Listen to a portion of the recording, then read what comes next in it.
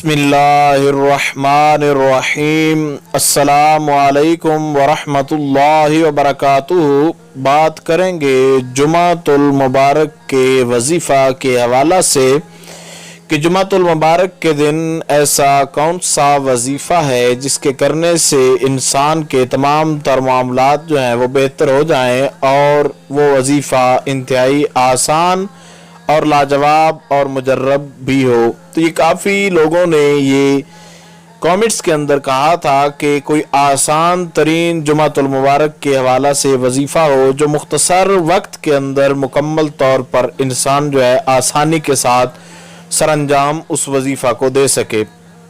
तो आज का जुमातुल मुबारक का जो ये वजीफ़ा बताया जा रहा है, कोशिश करें हर जुमातुल मुबारक को इस वजीफ़े को अपना विर्द बना लें और इसको अपने मामूल में शामिल कर लें।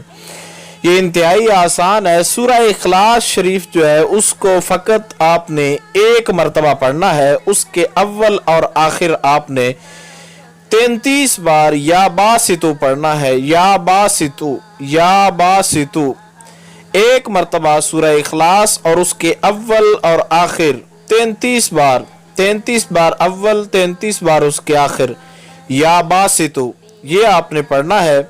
और उसके बाद आपने अपने मसले के लिए दुआ करनी है।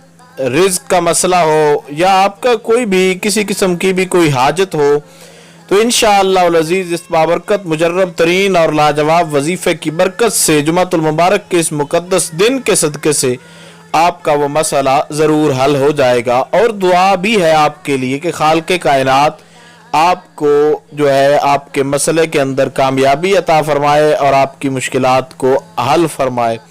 किसी किस्म का कोई सवाल हो तो आप लोग कमेंट्स कर सकते हैं। इंशाअल्लाह अज़ीज़ मुकम्मल तौर पर ये कोशिश की जाएगी कि आपको आपके सवालात से आगाह कर दिया जाए। अस्सलामु अलैकुम वरहमतुल्लाहि वबरकातुहू।